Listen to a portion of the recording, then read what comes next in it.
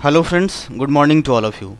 आज के कुछ इंपॉर्टेंट करंट अफेयर्स को डिस्कस करते हैं। स्टार्ट करते हैं कुछ बैंकिंग न्यूज के साथ। Which bank has partnered with quick ID to digitise customer onboarding.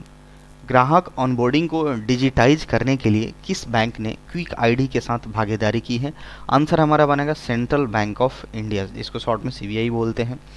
तो इसमें क्या किया जाएगा कि सेंट्रल बैंक ने क्या कर रहा है कि अपने जो नए नए कस्टमर्स आ रहे हैं उनकी ऑनबोर्डिंग करी जा रही है, उसमें थोड़ा सा डिजिटलाइजेशन को ज़्यादा इम्प्रूव किया जा सके। तो इस पर्पस के लिए सेंट्रल बैंक ऑफ इंडिया ने क्विक डॉट आई के साथ समझौता किया है।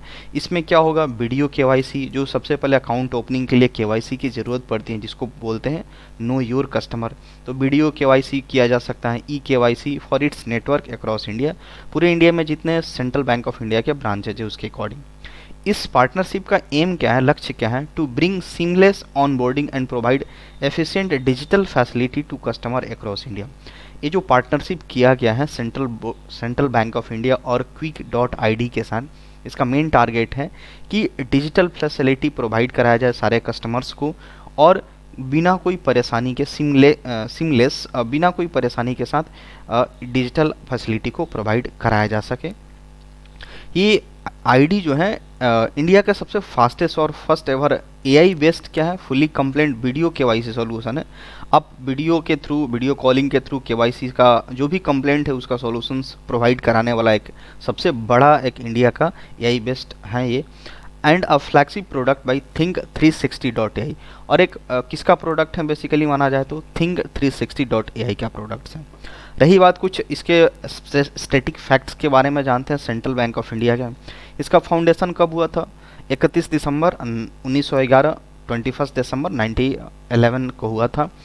और सेंट्रल बैंक ऑफ इंडिया का हेडक्वार्टर देखें तो मुंबई महाराष्ट्र में आता है। इसका एमडी सीईओ कौन है? एम वेंकट राव जी हैं। और इसका टैगलाइन क्या होता है? सेंट्रल बैंक ऑफ इंडिया का टैगलाइन होता है central to you since 1911।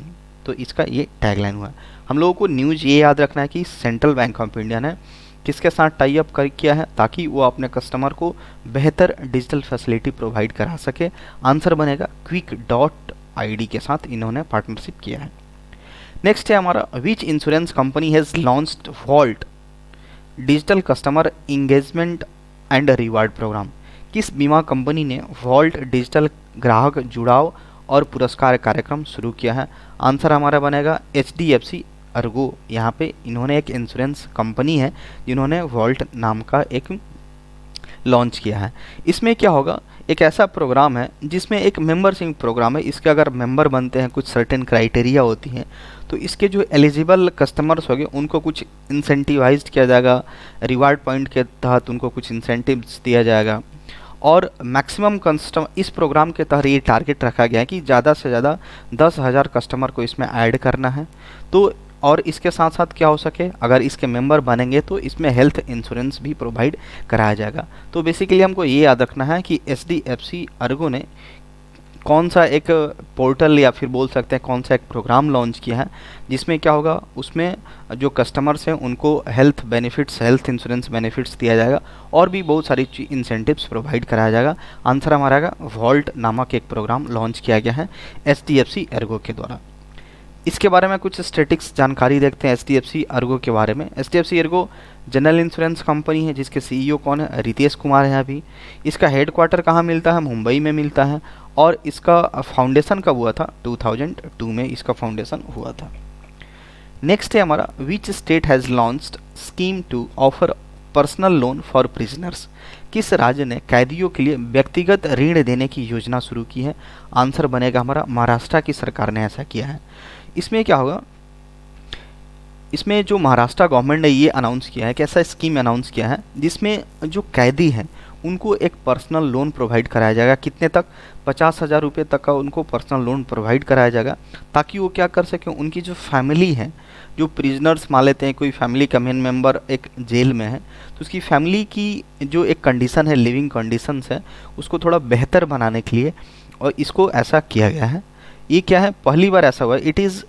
It will be a first of its kind initiative in our country. ये हमारे इंडिया में पहली बार ऐसा किया गया है कि किसी कैदी के लिए एक पर्सनल लोन अप टू 50,000 रुपये तक का प्रोवाइड कराया जा रहा है। अब यहाँ पे सवाल ये बनता है कि कौन सा बैंक ये प्रोवाइड करेगा। तो महाराष्ट्र स्टेट की जो महाराष्ट्र स्टेट कोऑपरेटिव बैंक, ये जो बैंक है महाराष्ट्र की, महाराष्ट्र स्टेट कोऑपरेटिव बैंक, यही क्या करेगी, 50,000 रुपये तक का लोन प्रोवाइड कराएगा। कितना परसेंट तक का, इसमें जो स्कीम है इसमें इंटरेस्ट रेट कितना रखा गया है, 7% तक का रखा गया है। The scheme would be implemented in Yerawada central jail in Pune. Pune में एक जेल है जिसका नाम यहाँ पे दे रखा है येरावाड़ा सेंट्रल जेल, जो कि पुणे में है।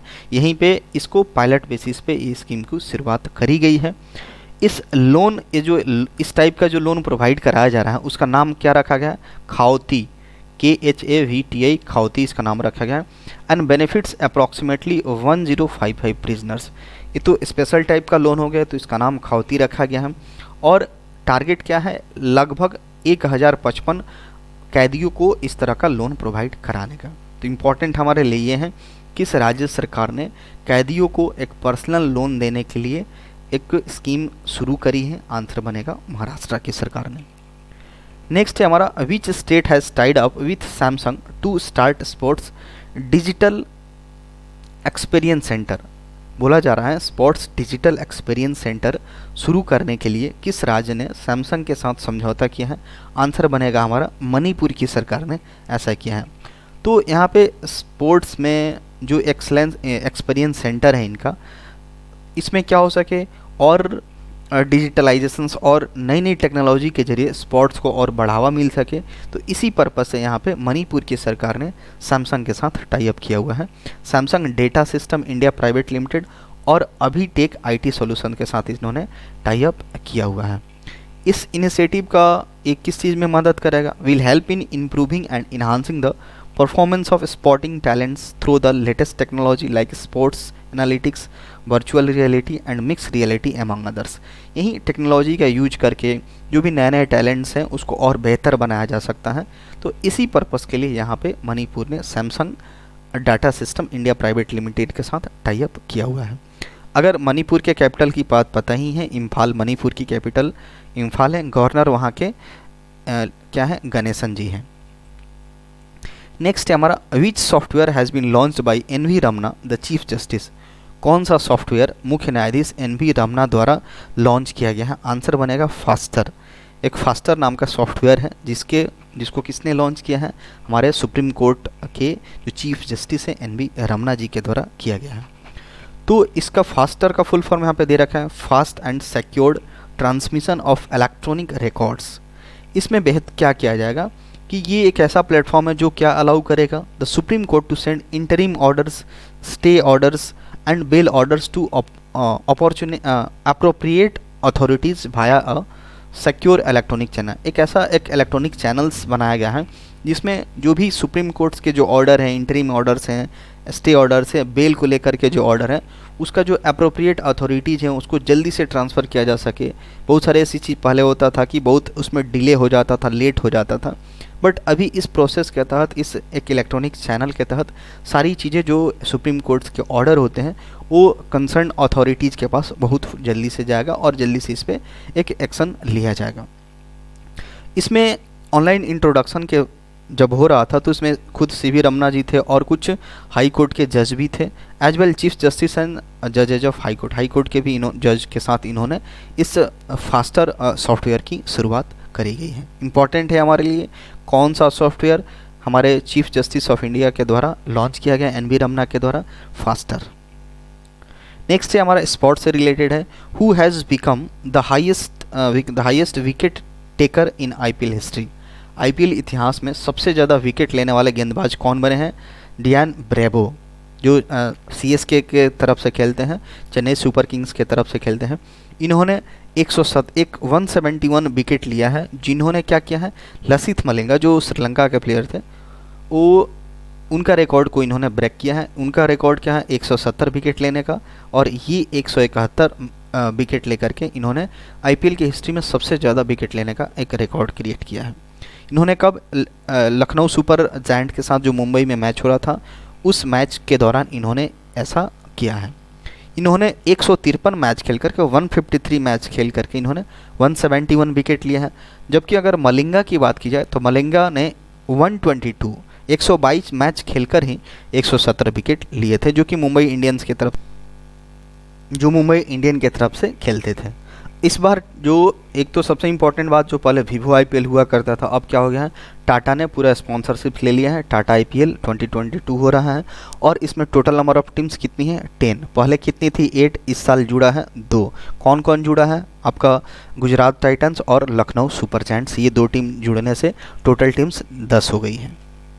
नेक्स्ट है हमारा, when is Utkal day is celebrated. Utkal दिवस कब मनाया जाता है, 1 अप्रैल को मनाया जाता है उत्कल दिवस। ये कब, उड़ीसा जो हमारा स्टेट है उड़ीसा, उसका एक फाउंडेशन डे है। इसी दिन ये राज्य बना हुआ था, इसी दिन इसका एस्टेब्लिशमेंट हुआ था। उत्कल डे और उड़ीसा डे के नाम से भी जानते हैं। In remembrance of struggle to make Orissa an independent state on April 1, 1936। 1 अप्रैल 1936 को ये उड़ीसा अपना एक अलग राज्य, एक स्वतंत्र राज्य बना था, एक उसका फाउंडेशन हुआ था। इसी के उपलक्ष्य में उत्कल डे सेलिब्रेट करा जाता है। अगर 113 अमेंडमेंट के तहत उड़ीसा, पहले इसका नाम क्या था, उड़ीसा ORISSA के नाम से लिखा जाता था, बट इस अमेंडमेंट एक्ट के तहत इसका नाम चेंज करके अब हम लोग क्या लिखते हैं, ओडिशा लिखते हैं। तो 113th अमेंडमेंट एक्ट था जिसके तहत ये किया गया था। ऑफिशियल लैंग्वेज वहाँ उड़ीसा का क्या मिलता है, उड़िया मिलता है, जो कि हमारे संविधान के 8वीं सूची में शामिल है। यहाँ पे उड़िया जो है संविधान के 8वीं सूची में शामिल है। ये जो अगर अभी उड़ीसा की राजधानी क्या है, कैपिटल भुवनेश्वर मिलती है। ये कब रिप्लेस हुआ था, पहले इसके उड़ीसा के पहले कटक हुआ करता था उड़ीसा की राजधानी, लेकिन 19 अगस्त 1949 ईस्वी को ये कटक से चेंज होकर के भुवनेश्वर किया गया था। अभी करेंट की बात करें तो उड़ीसा के जो चीफ मिनिस्टर कौन है, नवीन पटनायक जी हैं, और गवर्नर कौन है, गणेशी लाल जी हैं। नेक्स्ट है हमारा, who has been re elected as chairman of PCI।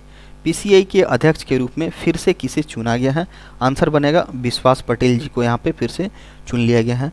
PCI क्या है, पेमेंट काउंसिल ऑफ इंडिया है, जो कि एक क्या है, एपेक्स इंडस्ट्री है। डिजिटल ऑपरेटर्स इंडिया में जो भी पेमेंट्स और सेटलमेंट सिस्टम है, इसकी एक एपेक्स इंडस्ट्री है, जिसको हम लोग क्या बोलते हैं, PCI, payment council of India, जो कि किसके अंतर्गत में काम करती है, internet and mobile association of India, IAMAI के तहत ये काम करती हैं। इसका सेटअप कब हुआ था, PCI का 2013 में हुआ था। इसका एम क्या था, लक्ष्य क्या था, डिजिटल इंडिया को प्रमोट करना है। और PCI का हेडक्वार्टर की बात करें, लोकेट कहाँ पे है, ये मुंबई में इसका लोकेशन है। नेक्स्ट है हमारा, which company has launched founders hub platform.